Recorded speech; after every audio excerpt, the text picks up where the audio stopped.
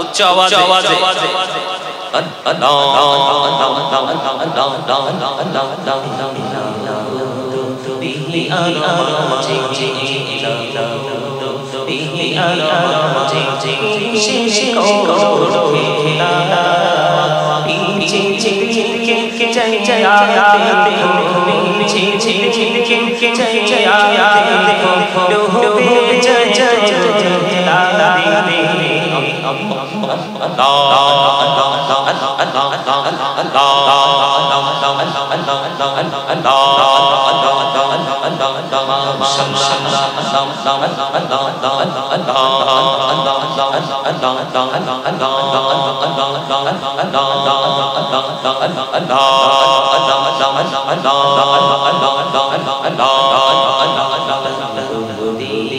ডাকিরে বান্দা রাতে বলে আইরে প্রাণ ভরিয়া ডাকিরে বান্দা রাতে বলে ডাকিরে বান্দা গুনাহ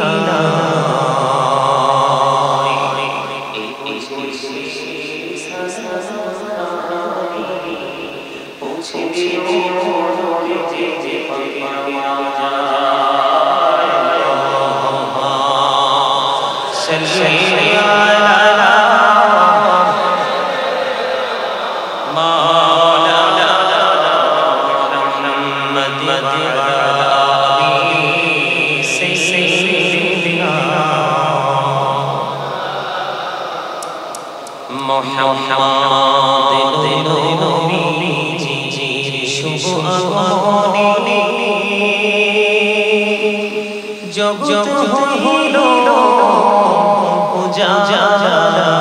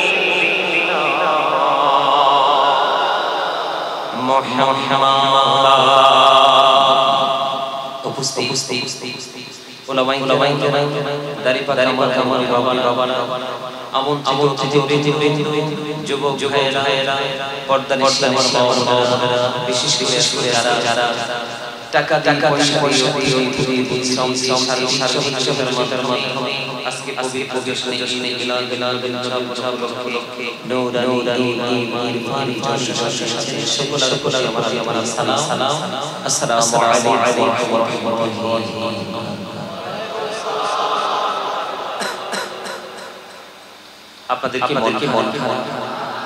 খারাপ মন ভালো জিকির তখন মন আসলেই মন খারাপ। আচ্ছা মানুষের দিকটা দুর্বল হতে পারে দেহ কোনটা দুর্বল হলে বুঝতে পারেন না এই জাকিরের সময় বুঝতে পারছি ইউ আর ভেরি দুর্বল কি আপনারা কি এই জগতে একদম স্ট্রং একদম 100% যেটার মধ্যে পরিমাণ সন্দেহ নেই কথা বলেন না কেন আপনাদের কাছে অনেক ওয়াজ করা লাগবে শুনবেন সবাই হ্যাঁ সবাই শুনবে আলহামদুলিল্লাহ বলে আরে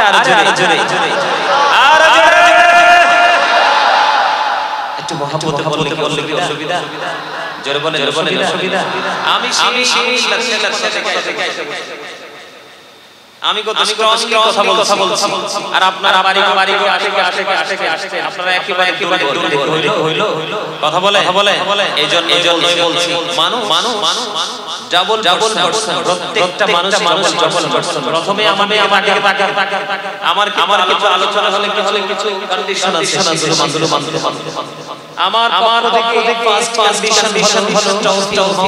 এভরিবডি সকল জবান করতে হবে। সেকেন্ড কন্ডিশন হলো you listen my lecture very attentively সবাই কথা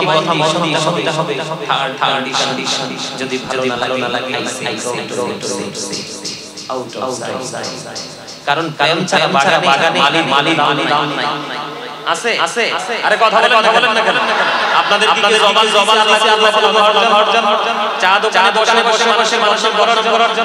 দোকানে গিয়ে সাওমলি বাজারে কথা বলার জন্য কেন দিয়েছে আল্লাহ বলেছেন আল্লাহ বলেছেন রিমেম্বার ইউ